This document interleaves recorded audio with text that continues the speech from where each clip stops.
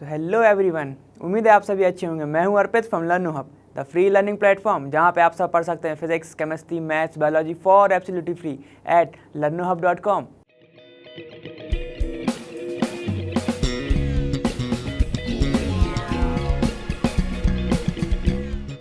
तो पिछली वीडियो में हमने क्या देखा था, हमने सरफेस केमिस्ट्री के कुछ क्वेश्चन देखे थे। तो उसके आगे वाले क्वेश्चन से स्टार्ट करते हैं। तो चलो देखते हैं उसका अगला वाला क्वेश्चन क्या कह रहा है हमसे।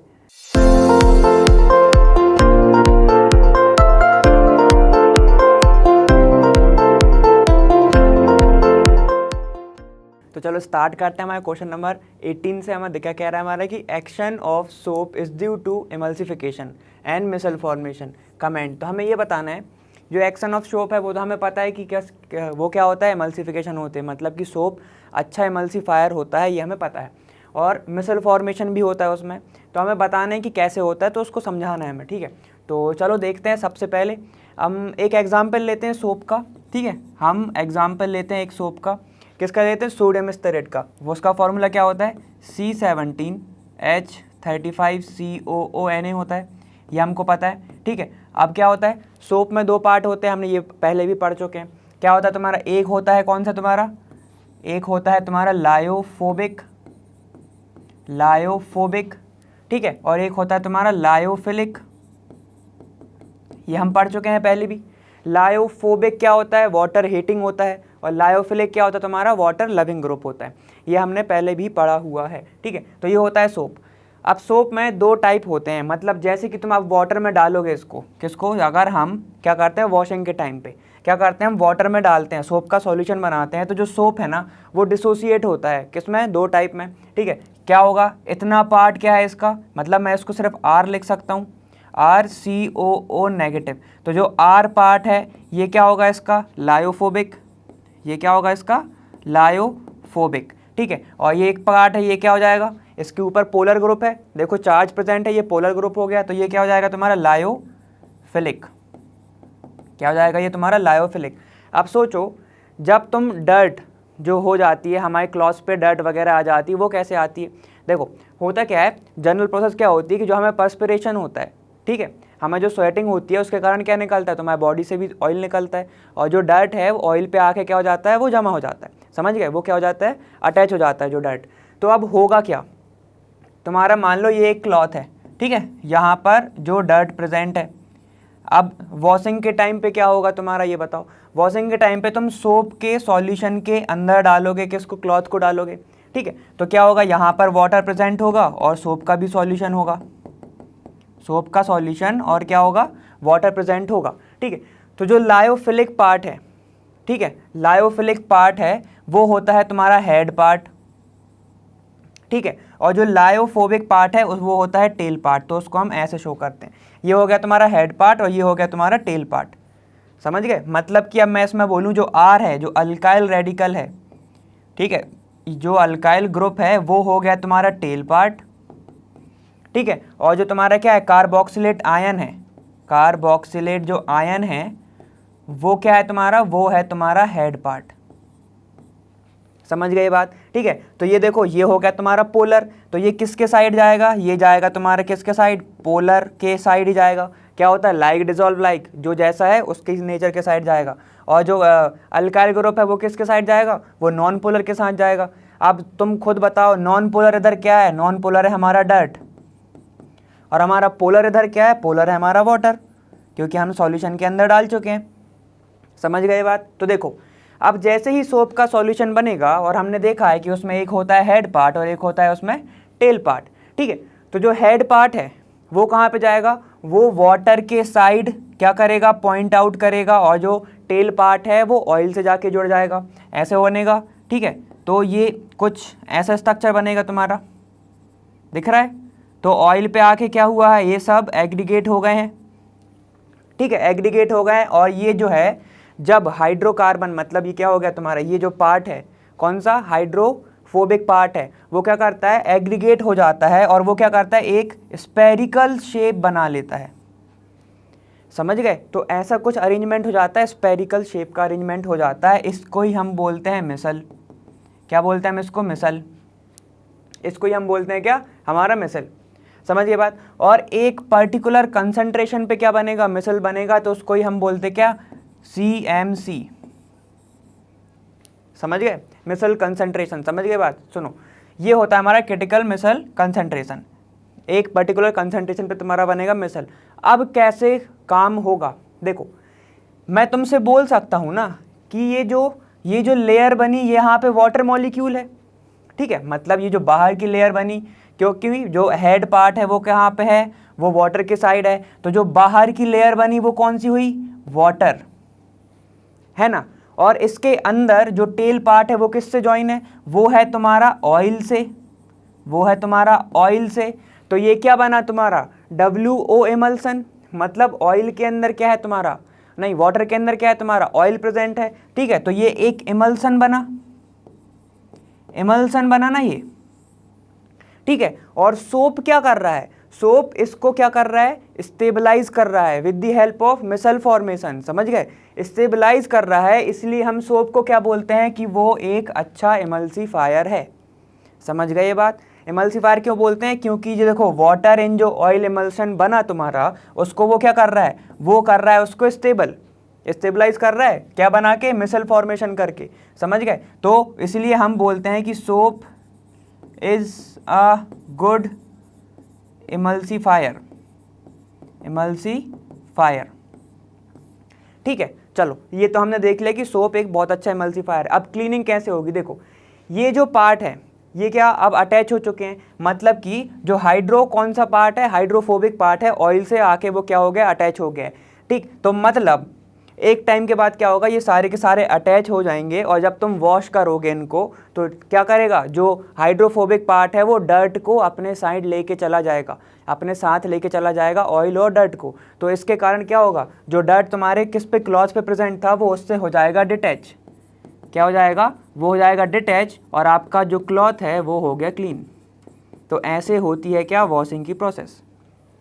समझ गए बात, ठीक है। एक बार इसको हम एकदम फ्लो चार्ट से देखेंगे, देखो क्या है, फ्लो चार्ट से देखो। सबसे पहले तो क्या हुआ, तुम्हें ये समझ आना कि क्लॉथ पे क्या आ गई, डर्टिंग हो गई, मतलब क्लॉथ जो है तुम्हारा ये डर्टी क्लॉथ है, डर्टी क्लॉथ है, मतलब इस पर क्या, ऑयल प्लस डस्ट प्रेजेंट है, ठीक है, ये समझ के चलो। अब क्या हुआ, तुमने इसको डाला सोप सॉल्यूशन के अंदर, सोप सॉल्यूशन के अंदर डाला, इसमें क्या होगा, सोप और होगा वाटर। अब जब सोप गया वाटर में तो सोप होगा डिसोसिएट, ठीक है, सोप होगा क्या, डिसोसिएट, यहाँ लिख लो डिसोसिएट। कितनी चीज़ में डिसोसिएट होगा, एक वो होगा किस पार्ट में, लायोफोबिक और लायोफिलिक में, ठीक है। अब लायोफिलिक पार्ट कौन सा है तुम्हारा, लायोफिलिक पार्ट कौन सा है, COO- अगर हम सोडियम स्टेरेट लेते हैं। और लायोफोबिक पार्ट कौन सा है तुम्हारा, ये P है, ठीक है। लायोफोबिक पार्ट कौन सा है तुम्हारा, अल्काइल ग्रुप, अल्काइल ग्रुप, ठीक है। जो लायोफोबिक पार्ट है वो क्या बनाता है तुम्हारा, टेल, टेल होता है स्ट्रक्चर का, और जो लायोफिलिक पार्ट है वो क्या होता है, हेड, ठीक है। तो जो हेड पार्ट है वो किसके साइड पॉइंट करेगा, वो पॉइंट करेगा वाटर के साइड, ठीक है, पॉइंट करेगा वाटर के साइड। और टेल किसके साइड करेगा, पॉइंट टुवर्ड दी ऑयल, या फिर जो डर्ट है साथ में ही प्रेजेंट है ना, ऑयल के साथ ही डर्ट प्रेजेंट है, ठीक है। तो कुछ ऐसा स्ट्रक्चर बनेगा। अब बनेगा क्या, ये है तुम्हारा क्या, ये है तुम्हारा डर्ट, मान लो क्या हुआ कि ये जो स्पेरिकल है ये किसके साइड जाएगा, मतलब ये जो हेड बना है यहाँ पे वाटर प्रेजेंट है, ये एक बीकर है, यहाँ पे वाटर प्रेजेंट है ना, ये वाटर है तुम्हारा। तो क्या होगा, ये जो हेड है ये जाएगा वाटर के साइड पॉइंट करेगा, और ये जो टेल है किसके साइड जाएगा, ऑयल के साइड, ठीक है। तो इस एग्रीगेशन से क्या बना तुम्हारा, मिसल फॉर्मेशन। तो देखो मिसल फॉर्मेशन तो तुम्हारा हो गया, ठीक है। इस एग्रीगेशन से क्या बना, मिसल फॉर्मेशन। अब क्या हुआ है, ये सारे के साइड किसके साइड हैं, जो हेड है किसके साइड है, वाटर के साइड। तो ये वाली लेयर कौन सी हो गई तुम्हारी, वाटर लेयर, ठीक है। और सारे के सारे जो हाइड्रोफोबिक पार्ट है, मतलब जो टेल पार्ट है, वो किसके साइड पॉइंट कर रहा है, ऑयल के साइड। तो ये क्या हो गया तुम्हारा, ऑयल। तो वाटर और ऑयल दोनों होते हैं इमिसिबल, और दो जब एक सॉल्यूशन के अंदर हो, दो इमिसिबल लिक्विड, ठीक है, या फिर दो इमिसिबल फेस, तो उसको हम बोलते हैं इमल्शन, ठीक है। और इसको स्टेबल कौन कर रहा है मिसल बना के? सोप क्या कर रहा है, इसको स्टेबल कर रहा है, तो इसको हम क्या बोलते हैं? Good emulsifier. समझ गए ना ये बात? ठीक है, तो ये सब कुछ होती है प्रोसेस, समझ गए ना ये? ठीक, बस ये था हमारा ये वाला क्वेश्चन। ये हमने बता दिया कि कैसे अच्छा इमल्सिफायर होता है और क्या होता है हमारा ये फ्लो चार्ट्स देख लेना एक बार, बहुत ईजीली समझ में आ जाएगा, ठीक है। चलो अब हम दूसरा अब हमारा नेक्स्ट क्वेश्चन क्या है कि give 4 examples of heterogeneous catalysis, ठीक है। तो हमें एग्जाम्पल देना है हेट्रोजीनस कैटालिस्ट के। तो सबसे पहले देखो कि हेट्रोजीनस कैटालिस्ट क्या होता है। देखो, जब भी कैटालिस्ट जो है वो क्या हो? डिफरेंट फेस में हो, किस चीज़ से? रिएक्टेंट से, ठीक है। मतलब जो है कि जो रिएक्टेंट है और जो कैटालिस्ट हो, उन दोनों का फेस क्या हो? अलग अलग हो, तो उसको हम क्या बोलते हैं? हेटेरोजीनियस कैटालिस्ट, ठीक है। और उस रिएक्शन को क्या कहोगे? Heterogeneous catalysis. समझ गए बात? जब कैटालिस्ट जो है वो डिफरेंट फेस में हो, ठीक है, किससे डिफरेंट हो? रिएक्टेंट से डिफरेंट है, तो उस प्रोसेस को क्या बोलते हैं हम? हेटेरोजीनियस कैटालिसिस, ठीक है। ये समझ गए? अब 4 एग्जाम्पल देने हैं भाई। तो सबसे पहले हम स्टार्ट करते हैं सबसे कॉमन प्रोसेस से तुम्हारी। तुम वेजिटेबल ऑयल को, जो कि किस में होता है भाई? लिक्विड में होता है, ठीक है, तुम क्या करते हो? हाइड्रोजन ऐड कराते हो, जो क्या है तुम्हारा? गैस है। तो ये क्या बनाता है तुम्हारा? वेजिटेबल घी बनाता है ना, वेजिटेबल घी बनाता है ये, ठीक है। अब ये प्रोसेस किसकी प्रेजेंस में होती है ज़रा बताओ? ये होती है निकेल की प्रेजेंस में, देखो इसको क्या बोलते हो? हाइड्रोजन ऐड हो रहा है, तो हाइड्रोजीनेशन ऑफ वेजिटेबल ऑयल। समझ गए बात? चलो पहला तो ये हो गया। अब दूसरा कौन सा है हमारा? दूसरा भी एकदम कॉमन प्रोसेस जो तुम लोग फिर से बहुत पहले से पढ़ के आए हो। वो क्या होता है तुम्हारा? By Haber's process. ये किस चीज़ के लिए यूज होती है? टू फॉर्मेशन ऑफ, क्या होता है इसमें? Formation of ammonia. ये तो बहुत कॉमन प्रोसेस है। इसमें क्या होता है? जब नाइट्रोजन जो है रिएक्ट करता है H2 के साथ, तो क्या बनाता है? NH3 बनाता है। ये पता है किसकी प्रेजेंस में होता है? ये Fe सॉलिड फॉर्म में होता है। ये कौन सा है? ये गैस फॉर्म में। अमोनिया भी गैस होती है और N2 भी गैस होती है। तो ये हो गया। दूसरा फिर से अमोनिया ले लो, थर्ड वाला। अमोनिया का जब ऑक्सीडेशन होता है किस में? ओस्टवॉल्ड प्रोसेस। जब हम ऑक्सीडेशन कराते हैं अमोनिया का, देखो अमोनिया का जब ऑक्सीडेशन होता है NH3 प्लस O2, तो ये क्या बनाता है? नाइट्रोजन ऑक्साइड, ठीक है। प्लस क्या बनेगा तुम्हारा? फिर से वाटर ही बनेगा, ठीक, वाटर बनेगा। तो ये जो प्रोसेस है, ये गैस, ऑक्सीजन भी गैस, ये बना तुम्हारा गैस और ये बना लिक्विड, है ना। तो ये जो प्रोसेस है ये किसकी प्रेजेंस में होती है? ऑब्वियसली प्लेटिनियम की प्रेजेंस में होगी, ऑक्सीडेशन है, ठीक। फोर्थ ये तो हमने ये देख लिया। अब एक होती है तुम्हारी क्या, किस चीज़ के लिए यूज़ होती है? सल्फ्यूरिक एसिड को बनाने के लिए यूज़ होती है। वो कौन सी है? Contact process. याद है? चैम्बर्स लेते हैं जिसमें हम, ठीक है, उसमें क्या होता है कि जब तुम SO2 को ऑक्सीडेशन कराते हो किसकी प्रेजेंस में? प्लेटिनियम की प्रेजेंस में, जो कि सॉलिड में रहता है। ये क्या बनाता है? SO3 बनाता है, जो कि गैस है, और ये भी गैस है और ऑक्सीजन भी गैस है। तो देखो जो रिएक्टेंट है उनका गैस फेस है और कैटलिस्ट का सॉलिड फेस है, ठीक है। तो फेस होगा डिफरेंट। यहाँ पे देखो सेम गैस, ये सॉलिड, और सिर्फ इसमें आया क्या है? इसमें है लिक्विड गैस, और लेकिन कैटलिस्ट का क्या है तुम्हारा? सॉलिड। समझ गए बात? और ये वेजिटेबल घी क्या किस फेस में होगा? ये भी सॉलिड फेस में होगा। समझ गए बात? तो रिएक्टेंट का फेस अलग है कैटलिस्ट से, उसको ही हम बोलते हैं हेट्रोजीनस कैटलिस्ट, और उस प्रोसेस को हम बोलेंगे हेट्रोजीनस कैटालिसिस। समझ गए बात? ठीक है, तो ये होता है हमारा ये वाला प्रोसेस, ठीक है। अब ये मत बोलना कि ये आप बैलेंस नहीं करे हो, तो बैलेंस कर लो, यहाँ पे 2 लगा लो, यहाँ पे 3 लगा लो, ठीक है। बैलेंस का नहीं बताया था ना, ठीक। चलो ये वाला हो गया हमारा एग्जाम्पल, समझ गए बात। अब दूसरा देखते हैं हम। देखो अब क्या तुम्हारा कि what do you mean by activity and selectivity of catalyst, ठीक है। तुम्हें क्या बताना है? एक्टिविटी और सेलेक्टिविटी। देखो सबसे पहले तो एक्टिविटी करता क्या है कैटलिस्ट, ये सबको पता है हमें कि ये क्या करता है? रेट ऑफ एडजॉर्प्शन बढ़ा देगा, एडजॉर्प्शन क्या करेगा तुम्हारा, ये इंक्रीज कर देगा, ठीक है, मतलब रेट ऑफ एडजॉर्प्शन इंक्रीज करेगा। ज़्यादातर ये किस चीज़ के बात होती है, पर्टिकुलरली बात होती है ये कीमोसॉर्प्शन के लिए। कीमोसॉर्प्शन के लिए ये क्या होता है, केमिकल एडजॉर्प्शन, यही होता है ना। इसमें क्या रहता है, एक कैटलिस्ट क्या रहता है तुम्हारा, मेटल प्रेजेंट रहेगा, ठीक। अब क्या होता है, जब तुम कैटलिस्ट को क्या लगाते हो, कैटलिस्ट को इसकी प्रेजेंस में लेके आते हो, जब कीमोसॉर्प्शन हो रहा होता है तो क्या होता है, स्ट्रॉन्ग बॉन्डिंग होने लगती है। स्ट्रॉन्ग बॉन्डिंग मतलब क्या होता है, स्ट्रॉन्ग बॉन्डिंग इतनी भी स्ट्रॉन्ग नहीं होती है कि तुम उसको अलग ही ना कर पाओ सरफेस से, ठीक है। तो इसमें क्या होगा तुम्हारा, बॉन्ड फॉर्मेशन, स्ट्रॉन्ग मत लिखना, बॉन्ड फॉर्मेशन होता है। देखो कीमोसॉर्प्शन में क्या होता है तुम्हारा, बॉन्ड फॉर्मेशन होता है, ठीक है। अब बॉन्ड फॉर्मेशन इतना भी स्ट्रॉन्ग नहीं होना चाहिए कि तुम क्या करो, सरफेस को, ठीक है, कैटलिस्ट को सरफेस से क्या ना कर पाओ, डिटैच ही ना कर पाओ, ठीक है। देखो होता क्या है, जो क्या होता है तुम्हारा एक्टिविटी कैटलिस्ट का, कि भाई वो रेट ऑफ एडजॉर्प्शन को बढ़ा देता है। मतलब क्या करेगा, गैस को बहुत ज़्यादा अपने सरफेस पे क्या करवाएगा, एडजॉर्ब करवाएगा, ठीक है। और ये ज़्यादातर किस चीज़ में होता है कैटलिस्ट का एक्टिविटी, कीमोसॉर्प्शन में, मतलब केमिकल एडजॉर्प्शन में, ठीक है। हमने पढ़ा है कीमोसॉर्प्शन और फिजियोसॉर्प्शन, हमने पढ़ा है ना ये बात, ठीक है।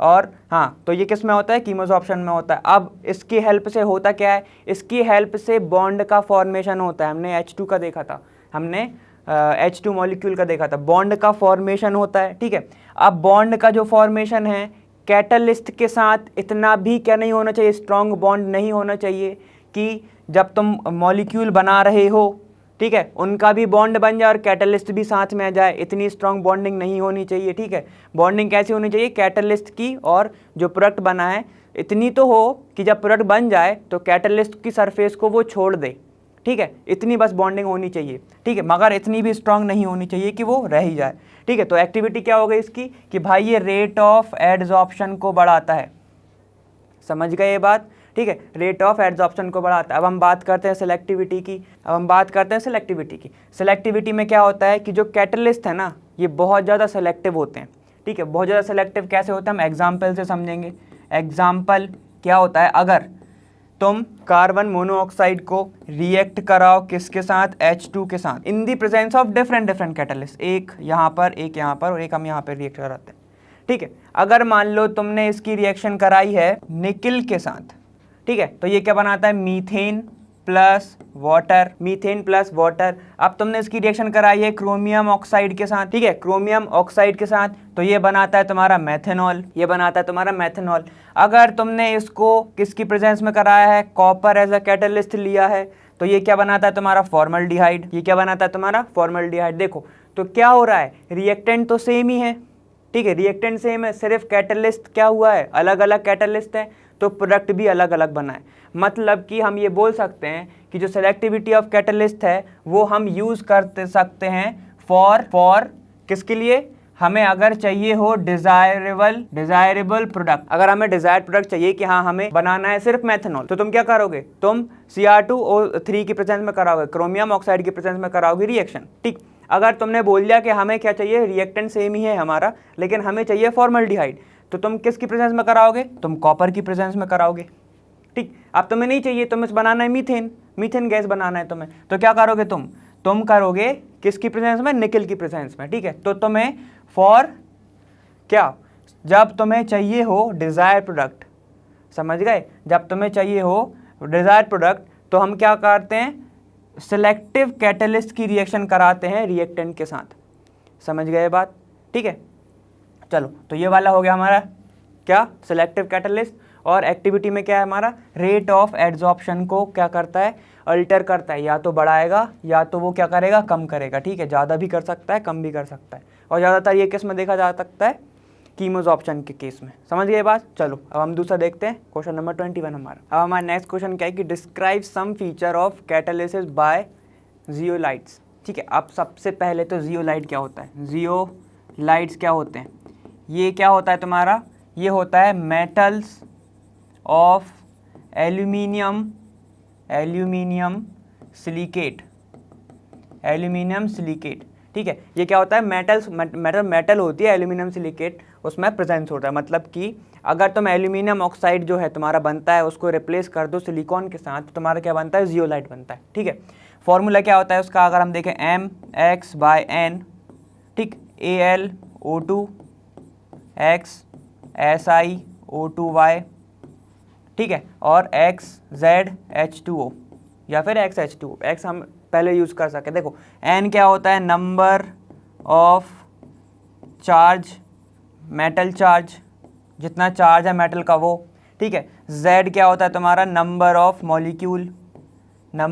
मॉलिक्यूल ऑफ हाइड्रोजन एटम, ठीक है। देखो ये कुछ फॉर्मूला होता है किसका, जियोलाइट का, ठीक है। अब ये होते क्या हैं, ये करते क्या हैं, देखो जियोलाइट जो होते हैं वो एक केज लाइक स्ट्रक्चर होता है, केज लाइक स्ट्रक्चर होता है ये, है ना, केज लाइक स्ट्रक्चर होता है जिसके पोर्स में, ठीक है, पोर्स या कैविटीज़ के अंदर वाटर मॉलिक्यूल प्रेजेंट रहता है। Water molecule is trapped in दी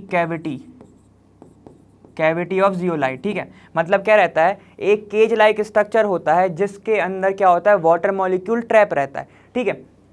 चलो वाटर मॉलिक्यूल तो ट्रैप रहता है, इसकी पोरोसिटी कितनी होती है, इसका जो साइज़ है वो कहता होता है 200 से 740 पिकोमीटर तक के जो मॉलिक्यूल्स है, ठीक है, 200 से 740 पिकोमीटर तक के जो क्या है तुम्हारे पार्टिकल के जो साइज़ है वो उसको क्या कर सकता है, वो सिर्फ उन्हीं को कर सकता है एडजॉर्ब, ठीक है, या तो उसको एडजॉर्ब कर सकता है या उसको सीव कर सकता है, मतलब क्या कर सकता है, फिल्टर कर सकता है, ठीक है। तो जियोलाइट ये होता है तुम्हारा, समझ गए बात। देखो अब ये यूज़ किस चीज़ में हो सकता है, जियोलाइट का यूज़ किस चीज़ में, ये सबसे ज़्यादा यूज़ होते हैं किस में, पेट्रोकेमिकल इंडस्ट्रीज़ में। पेट्रोकेमिकल इंडस्ट्रीज़ में क्या होता है कि जब भी तुम्हें, उसमें पेट्रोलियम कैसे बनता है हमें पता है, पेट्रोल क्या होता है, एक लॉन्ग चेन ऑफ हाइड्रोकार्बन होता है ना। देखो हमें पता है कि जो पेट्रोल है वो क्या है, लॉन्ग चेन ऑफ हाइड्रोकार्बन है, लॉन्ग चेन ऑफ हाइड्रोकार्बन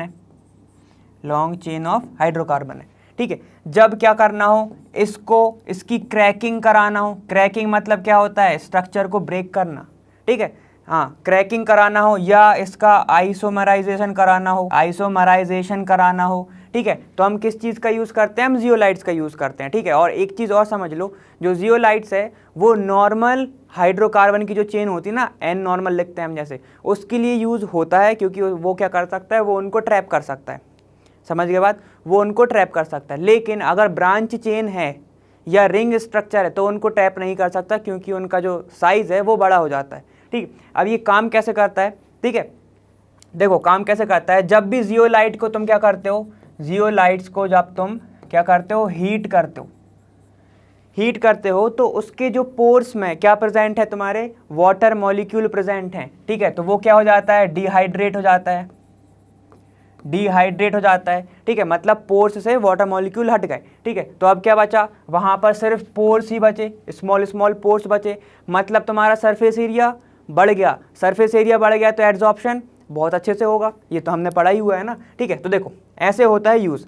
अब मैं क्या बोलूँ कि जब एक एग्जांपल देखते हैं हम कि XCH3OH, X मैथेनॉल है, ठीक है, इसका जो क्या होता है, इसका जब हम कन्वर्जन कराते हैं, किसकी प्रेजेंस में, ZSM5। अब ये ZSM5 क्या है, जियोलाइट, देखो जियोलाइट सीव, ठीक है, मॉलिकुलर पोरोसिटी ऑफ 5, मतलब मैं बोल सकता हूँ जियोलाइट्स सीव ऑफ मॉलिकुलर पोरोसिटी 5, मतलब कि जो मॉलिक्यूल है वो सिर्फ इसके ही साइज़ का होना चाहिए, मतलब जो मेथनॉल है वो इसके साइज़ का है, ठीक है, वो इसके साइड का है, तो ये कन्वर्ट हो जाता है, ठीक है, ये कन्वर्ट हो जाता है तुम्हारा कार्बीन में, मतलब यहाँ से क्या हुआ, तुमने मेथनॉल से, ठीक है, किसकी प्रेजेंस में, ZSM5 की प्रेजेंस में तुमने बनाया गैसोलीन मतलब तुमने कार्बीन बनाया, समझ गए। तो ये जो कन्वर्जन है with the help of zeolite ही हो पाता है, समझ गए ये बात, ठीक है। तो जियोलाइट्स का जो है वो फीचर क्या है भाई, वो बहुत अच्छे क्या होते हैं, बहुत अच्छे कैटलिस्ट होते हैं।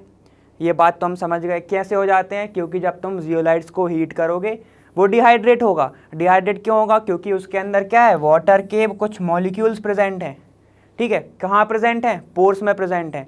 पोर्स क्या है, बहुत स्मॉल साइज़ के हैं। स्मॉल कितना कितना साइज़ है उनका, 200 से 740, और स्मॉल साइज़ है मतलब सरफेस एरिया ज़्यादा हो जाएगा। सरफेस एरिया ज़्यादा तो गुड कैटलिस्ट, एड्जॉर्प्शन इंक्रीज। तो ठीक है, जियोलाइट्स का ये होता है तुम्हारा फीचर, ठीक है। और आएगा तो हम और देखेंगे, और एक चीज़ और वो हम आगे देखेंगे, ठीक है। वो आगे वाले क्वेश्चन में अगर आएगा हमें तो वो देखते हैं, ठीक है। वो चलो देख लो, वो क्या होता है तुम्हारा, ये होते हैं एक शेप सिलेक्टेड कैटलिस्ट, ठीक है। ये पर्टिकुलर शेप पर ही क्या करते हैं, ये क्या करते हैं, अपनी प्रोसेस दिखाते हैं। जैसे मैंने बोला कि नॉर्मल ब्रांच पर क्या होगा, जब अगर नॉर्मल हाइड्रोकार्बन है तो ये क्या कर लेगा, एड्जॉर्ब कर लेगा। लेकिन अगर ब्रांच है या रिंग है तो उसको एड्जॉर्ब नहीं कर पाएगा। ये क्या होते हैं, सिलेक्टिव होते हैं, शेप सिलेक्टिव होते हैं। समझ गए बात, चलो ठीक है। अब हम दूसरा देखते हैं। देखो अब हमारे क्या है कि what is shape selective catalysis, ये तो अभी हमने पढ़ा था ना, ये हमने अभी पढ़ा था। क्या होता है इसका एग्जाम्पल अभी बता दो, क्या था तुम्हारे, जियोलाइट्स। जियोलाइट्स इसका एग्जाम्पल होते हैं। किस चीज़ से बना होता है, अब तो आंसर आ जाना चाहिए। इसके अंदर क्या होते हैं, ये होता है एक केज लाइक, फिर से रिपीट वही हो रहा है, ठीक है, केज लाइक स्ट्रक्चर, जिसके अंदर जो कितना पोर होता है, पोर साइज होता है 200 से 740 पिकोमीटर, ठीक है, पिकोमीटर होता है। ये एकदम सिलेक्टिव होते हैं, क्या, reactant specific, specific shape selective होते हैं ये, स्पेसिफिक शेप सिलेक्टिव।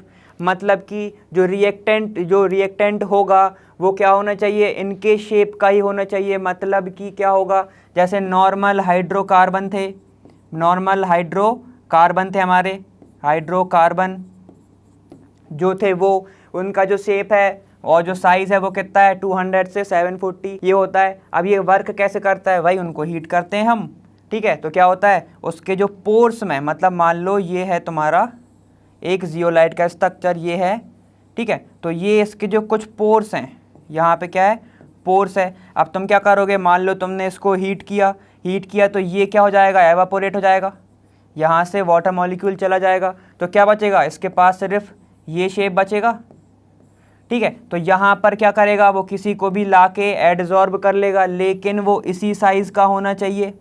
कितने साइज़ का होना चाहिए, वो सिर्फ इतना ही साइज़ का होना चाहिए, ठीक है। तो मतलब ये क्या हो गए, फिर शेप सिलेक्टिव हो गए। तो ऐसे टाइप के स्ट्रक्चर को क्या बोलते हैं हम, शेप सिलेक्टिव कैटलिस्ट। और ऐसी ही प्रोसेस को हम क्या बोलते हैं, शेप सिलेक्टिव कैटालिसिस। एग्जाम्पल इसका है तुम्हारा जियोलाइट, एग्जाम्पल है तुम्हारा जियोलाइट, ठीक है। और इसमें भी कौन सा जियोलाइट, वो देखो, ठीक है। उसमें भी एक एग्जाम्पल होता है सोडियम एल्यूमिनियम सिलिकेट, ठीक है। क्या होता है तुम्हारा, सोडियम एल्यूमिनियम सिलिकेट, ठीक। ये होता है तुम्हारा एग्जाम्पल किसका, जियोलाइट का। समझ गए बात, ठीक है। ये क्या होते हैं, शेप सिलेक्टिव, क्योंकि केज लाइक होता है, अभी तो बताया था, ठीक। सेम वैसे ही काम करेगा। चलो हम देखते हैं नेक्स्ट क्वेश्चन हमारा। देखो अब नेक्स्ट क्वेश्चन क्या है, एक्सप्लेन द फॉलोइंग टर्म। पहला हमें ये सब टर्म्स को क्या करना है, एक्सप्लेन करना है। पहला है हमारा इलेक्ट्रोफोरेसिस, ठीक है। तो हम देखते हैं इलेक्ट्रोफोरेसिस, ठीक। देखो ये है इलेक्ट्रो, मतलब इलेक्ट्रिसिटी, ठीक। अब देखो क्या होगा कि एक बीकर है, ठीक है। इलेक्ट्रिसिटी अप्लाई करना है तो तुमने क्या किया, कुछ इलेक्ट्रोड लगा दिए इसमें, तुमने कुछ इलेक्ट्रोड लगा दिए। सॉल्यूशन कौन सा लेंगे हम, कोलाइडल सॉल्यूशन, हमने लिया इसमें कोलाइडल सॉल्यूशन, ठीक। ये हो गया हमारा कोलॉइडल सॉल्यूशन, ठीक। हमने लगा दिए इसमें इलेक्ट्रोड। मान लो ये है तुम्हारा कौन सा, एनोड, और ये है तुम्हारा कैथोड, ठीक। एक है एनोड, एक है कैथोड। तो देखो इसके अंदर क्या होंगे, कुछ पार्टिकल ही होंगे पॉजिटिव चार्ज या कुछ होंगे नेगेटिवली चार्ज्ड, कुछ होंगे पॉजिटिव चार्ज, कुछ होंगे नेगेटिव चार्ज। तो वो क्या करेंगे, वो मूवमेंट शो करेंगे। मान लो ये है पॉजिटिव चार्ज, ठीक है। तो ये किसके साइड मूव करेगा, ये साइड करेगा, कैथोड के साइड, ठीक है। कैथोड के साइड ये मूव करेगा, ये क्या है तुम्हारा नेगेटिव चार्ज कैथोड, ठीक है, ये तुम्हारा नेगेटिव चार्ज, ये है पॉजिटिव चार्ज, तो ये क्या होगा, ये इसके साइड कर जाएगा मूव, और जब ये मूव कर जाएगा तो पॉजिटिव और जो नेगेटिव साथ मिलके क्या हो जाएंगे, ये हो जाएंगे न्यूट्रलाइज, ये हो जाएंगे न्यूट्रलाइज। तो सुनो तुम्हारा इलेक्ट्रोफोरेसिस क्या होता है, तुमने एक कोलाइडल सॉल्यूशन के अंदर इलेक्ट्रोड लगाए, ठीक है, तो द मूवमेंट ऑफ, ठीक है, the movement of positive particle, ठीक है, टू द एनोड साइड, और सिमिलरली सेम क्या होगा तुम्हारा negative particle to the cathode, negative particle to the anode side, ठीक है, वो क्या हो जाएगा तुम्हारा। तो जो मोशन होता है, जो मूवमेंट होता है पार्टिकल्स का, पॉजिटिव एंड नेगेटिव पार्टिकल्स का, कहाँ पे, कोलाइडल सॉल्यूशन के अंदर, टू द किसके साइड, टुवर्ड्स द इलेक्ट्रोड, तो उसको ही हम बोलते हैं इलेक्ट्रोफोरेसिस। समझ गए ये बात, ठीक है। तो इलेक्ट्रोफोरेसिस, अब देखो एक चीज़ हमने क्या देखा, अब हम इसमें ही देख लेंगे हमारा कोगुलेशन क्या होता है। चलो वो देखो, पॉजिटिव और नेगेटिव साइड इलेक्ट्रोड थे, ठीक है, पॉजिटिव पार्टिकल क्या हुआ, नेगेटिव साइड, देखो ऐसे लिखो, ये जो पॉजिटिव है ये तो क्या है तुम्हारा सॉल्यूशन के अंदर जो पार्टिकल था वो, ये क्या है तुम्हारा, ये है तुम्हारा इलेक्ट्रोड। अब क्या होगा, ये साथ में हो जाएंगे न्यूट्रलाइज, और जब ये न्यूट्रलाइज हो जाएंगे, ठीक है, मतलब अब कोई चार्ज इनके ऊपर है नहीं, तो ये क्या हो जाएगा, सेटल डाउन, ये हो जाएंगे सॉल्यूशन के अंदर सेटल डाउन।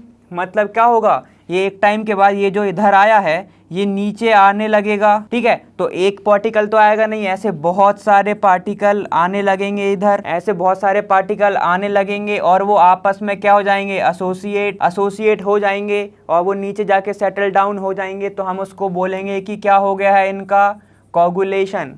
समझ गए बात, मतलब नीचे सेटल डाउन अगर हो गए, ठीक है, अब क्या हुआ, जो कोलाइडल पार्टिकल हैं वो कोगुलेट हो गए, मतलब आपस में आके एसोसिएट हो गए, एक बड़ा पार्टिकल बना लिया और नीचे आके सेटल डाउन हो गए, तो उस प्रोसेस को हम बोलते हैं कोगुलेशन।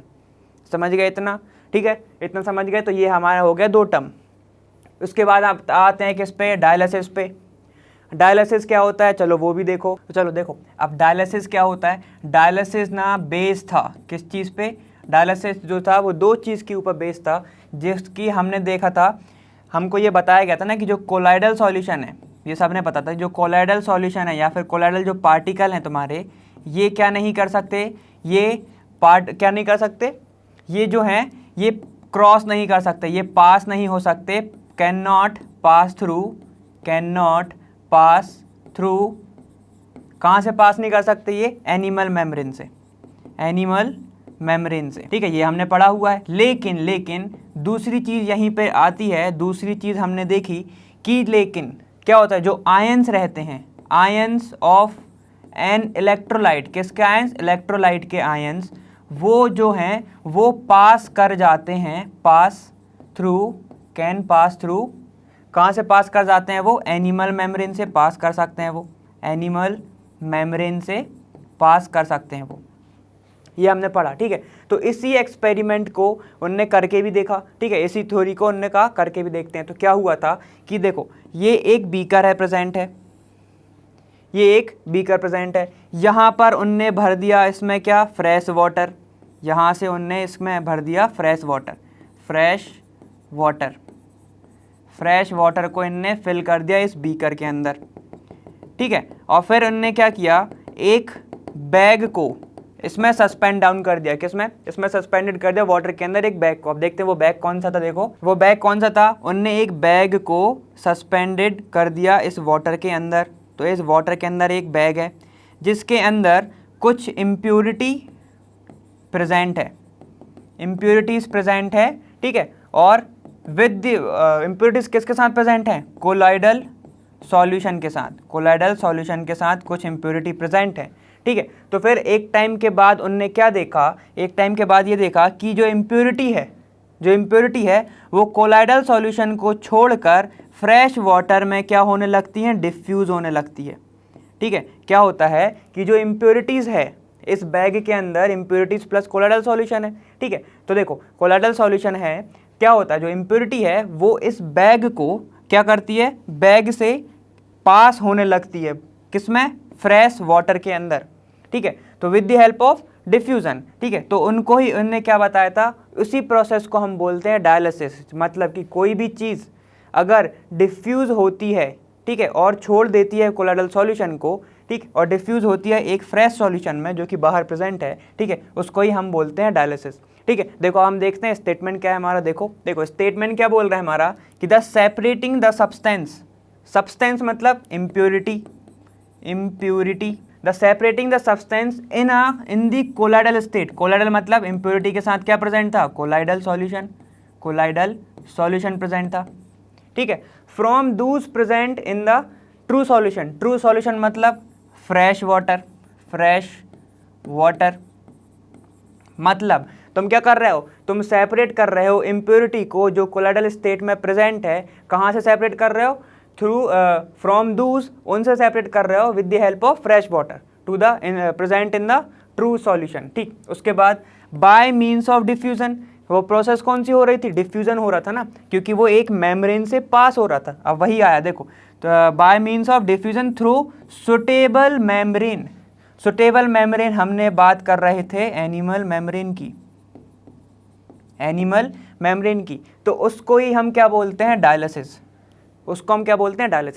हुआ क्या, इम्प्योरिटीज को हमने सेपरेट किया, ठीक है, कहाँ से सेपरेट किया, कोलाइडल सॉल्यूशन के अंदर से, ठीक, थ्रू द फ्रेश वाटर। ठीक, अब हुआ क्या है, वो डिफ्यूज कहाँ से हुई, सुटेबल मेम्ब्रेन से, उसी प्रोसेस को क्या बोलते हैं हम, डायलिसिस। समझ गए, मतलब मूवमेंट हुआ ना इम्प्योरिटी का, कहाँ से, कोलाइडल सॉल्यूशन से फ्रेश वाटर तक, उसको हम बोलते हैं डायलिसिस। ठीक है, अब हम देखते हैं नेक्स्ट क्वेश्चन। देखो नेक्स्ट पॉइंट क्या है हमारा, टिंडल इफेक्ट तुम लोगों ने बहुत बार पढ़ा। टिंडल इफेक्ट क्या होता है कि जब भी एक लाइट रे क्या होती है, ये तुम्हारी मान लो टॉर्च है, ठीक है, ये तुम्हारी टॉर्च है, जब भी एक लाइट रे क्या हो, यहाँ से पास हो, जब भी एक लाइट रे पास हो, किस चीज़ से पास हो, बीकर। अब बीकर के अंदर क्या है, बीकर के अंदर हो तुम्हारा कोलाइडल सॉल्यूशन। ठीक है, जब भी एक रे है या फिर beam of light, white beam of light क्या करते हो, तुम पास करते हो किससे, कोलाइडल सॉल्यूशन के अंदर से, तो इसके जो पार्टिकल साइज कितना होता है कोलाइडल सॉल्यूशन का, 1 नैनोमीटर से 1000 नैनोमीटर तक, ये होता है कोलाइडल पार्टिकल्स का, ठीक है, साइज होता है ये। तो मतलब सॉल्यूशन के अंदर कोलाइडल पार्टिकल प्रेजेंट हैं, और जब तुम लाइट रे को पास करते हो तो ये जो पार्टिकल हैं ये लाइट को स्कैटर करते हैं, तो यही होता है द बीम ऑफ लाइट, ठीक है, passing through the colloidal solution. ठीक है, तो जो पार्टिकल है वो क्या कर रहे हैं, स्कैटर कर रहे हैं, तो उस प्रोसेस को हम बोलते हैं क्या, Tyndall effect, scattering of light through the colloidal solution. ठीक है, उसको क्या बोलते हैं हम, टिंडल इफेक्ट। और अगर तुम देखना चाहो तो जब तुम इधर से क्या करोगे, ऑब्जर्व करोगे, जब तुम इधर से ऑब्जर्व करोगे तो क्या होगा, यहाँ पे तुम्हें एक जो बीम ऑफ लाइट है, ये जो बीम ऑफ लाइट है ये तुम्हें एकदम स्ट्रेट लाइन में ट्रैवल करते हुए देखेगी। मतलब ये जो तुम्हें लाइट है ना, ये क्या होगी, ये तुम्हें ऑब्जर्व कर सकते हो तुम इसको। ठीक है, तुम लोगों ने देखा होगा अभी एक थोड़ी टाइम पहले मैम ने भी डाला हुआ था ना कि देखो जब वाइट बीम ऑफ लाइट को हम पास करते हैं तो हमें लाइट भी दिखती है। ठीक है, तो वो वही प्रोसेस होती है, उसी को हम बोलते हैं क्या, टिंडल इफेक्ट।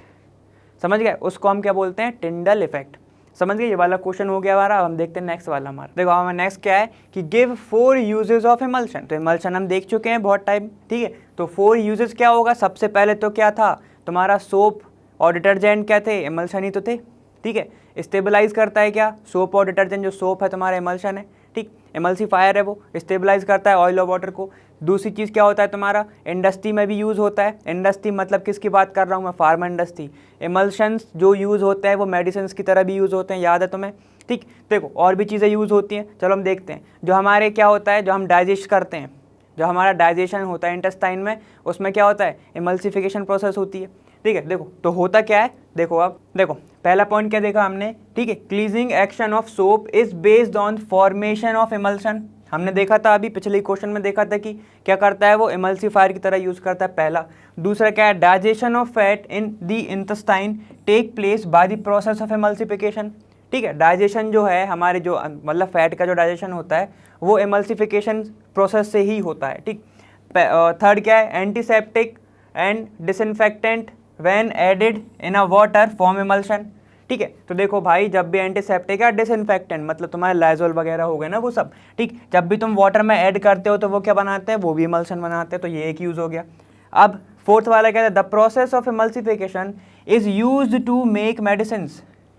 तुम देखोगे बहुत सारे जो इमल्शंस है ना हम भी यूज़ करते हैं, ठीक है, एज अ मेडिसिन हम भी यूज़ करते हैं, ठीक। देखो एक चीज़ और होता है कि हम इसको टेस्ट मास्किंग के लिए भी यूज़ कर सकते हैं, टेस्ट मास्किंग के लिए भी यूज़ कर सकते हैं। मतलब कि देखो अगर जो वाटर जो हमारा ऑयल है, अगर जो तुम्हारा ऑयल है वो डिस्पर्जन मीडियम हो, मतलब ये सबसे ज़्यादा हो, तो तुम क्या कर, तुम ले ही नहीं सकते ना उसको, तुम्हें बहुत अजीब लगे ना कि तुम तेल पियोगे, ठीक है। तो इसलिए हम क्या करते हैं, हम इमल्शन बना देते हैं उसका वाटर के साथ, ठीक है, हम उसका इमल्शन बना देते हैं वाटर के साथ, जिससे तुम बोल सकते हो कि इसका टेस्ट मास्क हो गया, समझ गए। तो ये यूजेस होते हैं किसके, इमल्शन के, है ना। तो ये यूजेस होते हैं इमल्शन के। अब 25वां क्वेश्चन देखते हैं, हमारा ये वाला हो गया हमारा क्वेश्चन, समझ में आ ही गया होगा, ये तो यूजेस थे, पता ही होगा तुम लोगों को। चलो ठीक है, देखो अब क्या है तुम्हारा, व्हाट आर मिसल्स, ठीक है, give an example of micellar system. अब मिसल्स क्या होते हैं और मिसलर सिस्टम के एग्जाम्पल, ठीक है। तो मिसल्स हम देख चुके हैं कि जब भी क्या होता है तुम्हारा लायोफोबिक, मतलब किसकी बात चल रही है, वो जो हाइड्रोकार्बन थे वो साथ में एग्रीगेट हो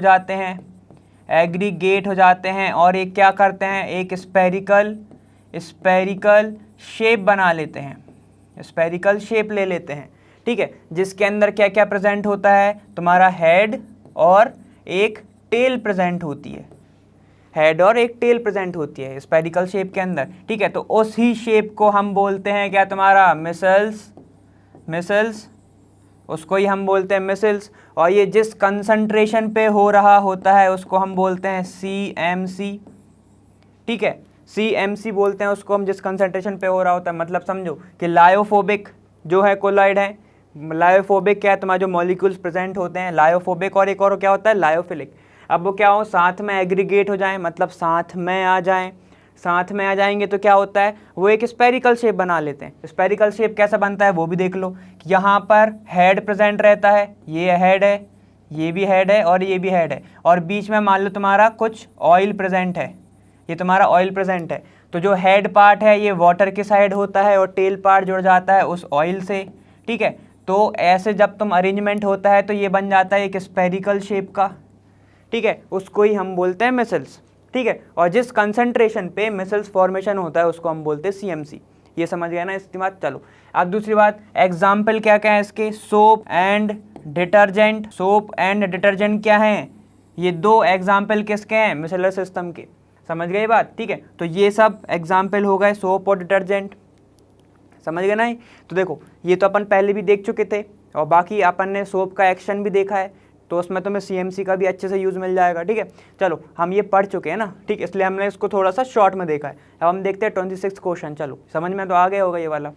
देखो अब हमारा क्या है, नेक्स्ट क्वेश्चन कह रहा है explain the term with suitable examples, ठीक है। तो हम इनको एक्सप्लेन करना है, पहला एल्कोसोल, सेकेंड एरोसोल और फिर हाइड्रोसोल। तो इनको सब हम ब्रेक करके देखते हैं तो तुम्हें और ईजी पड़ेगा। देखो पहला है तुम्हारा एल्कोसोल, ठीक है, तुम्हें दिख गया अब आंसर।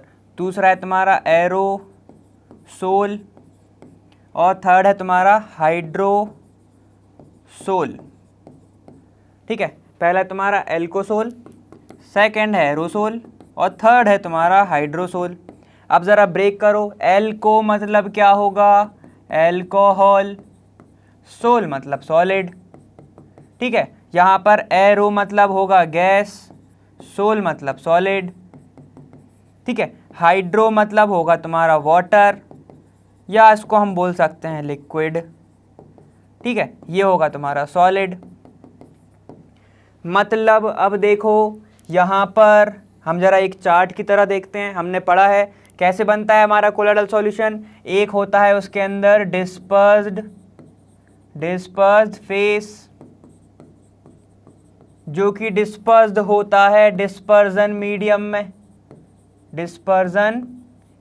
में, जरा वर्ड प्ले भी खेल सकते हो उससे तुम, disperse phase disperse dispersion medium में, ठीक है।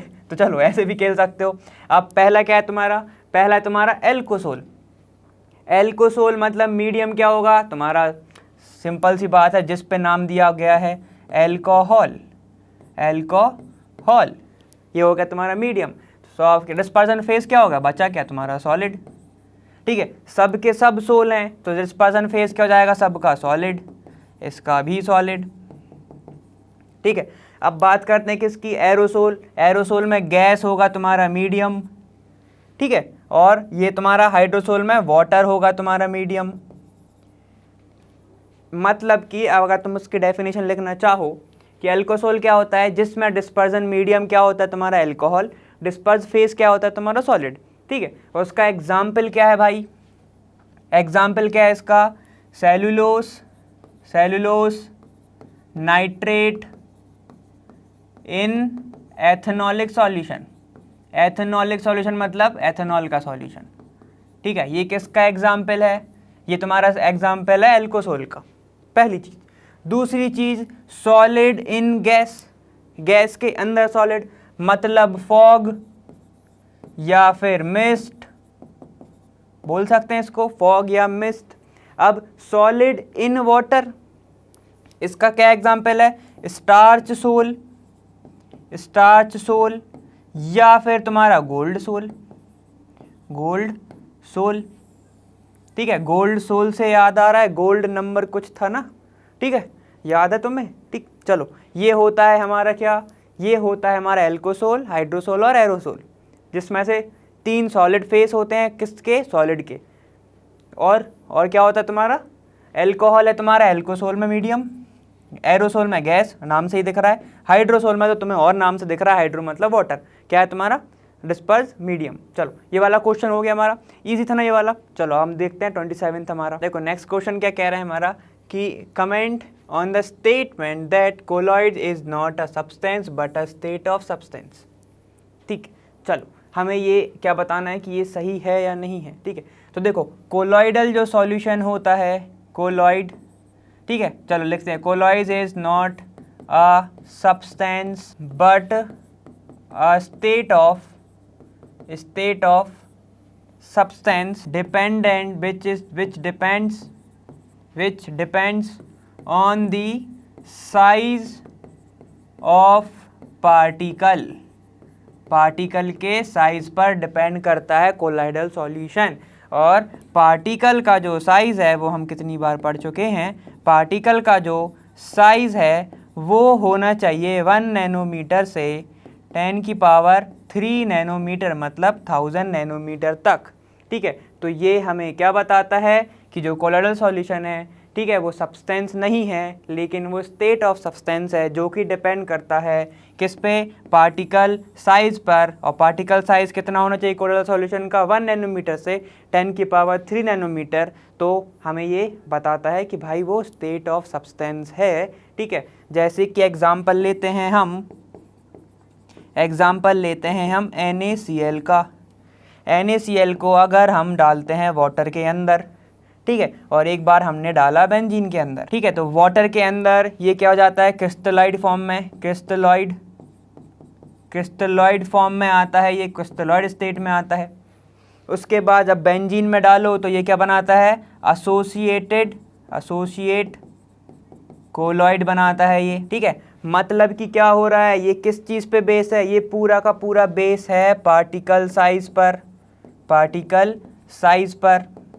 एसोसिएट कोलॉइड क्या होता है, जो एग्रीगेट होके एक कोलॉइड बना लेते हैं, वो क्या होता है तुम्हारा एसोसिएट कोलॉइड, है ना। यहाँ पे क्या होता है, NaCl को तुमने वाटर में डाला तो वो क्रिस्टलाइट फॉर्म बनाता है, क्रिस्टलाइट सॉल्यूशन बनाता है।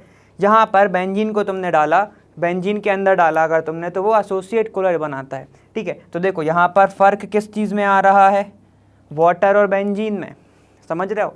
तो साइज़ किसकी चेंज हो रही है, इसकी। तो किसके पे डिपेंड कर रहा है वो, साइज ऑफ दी पार्टिकल्स पर, पार्टिकल के साइज पर डिपेंड कर रहा है, जो कि उसका पार्टिकल साइज होना चाहिए 1 नैनोमीटर से 10⁻³ नैनोमीटर तक, समझ गए। तो उसको हम बोलते हैं कोलाइडल सॉल्यूशन। और हमारा ये बताया कि जो कोलाइडल सॉल्यूशन है, कोलाइडल जो सब्सटेंस है वो नहीं है, वो क्या है तुम्हारा स्टेट ऑफ सब्सटेंस है, समझ गए बात। तो ये बताता है। तो उम्मीद है आपको पूरा कुछ समझ में आया होगा, ठीक है, और अच्छे से पढ़ा है हमने, तो उम्मीद भी करता हूँ कि आपको अच्छे से ही समझ में आया होगा, ठीक है। हम मिलते हैं अपने अगले वीडियो में, तब तक के लिए बाय। और लेकिन एक बात हमेशा याद रखना, क्या, लर्नो हब फ्री है पर बेस्ट है।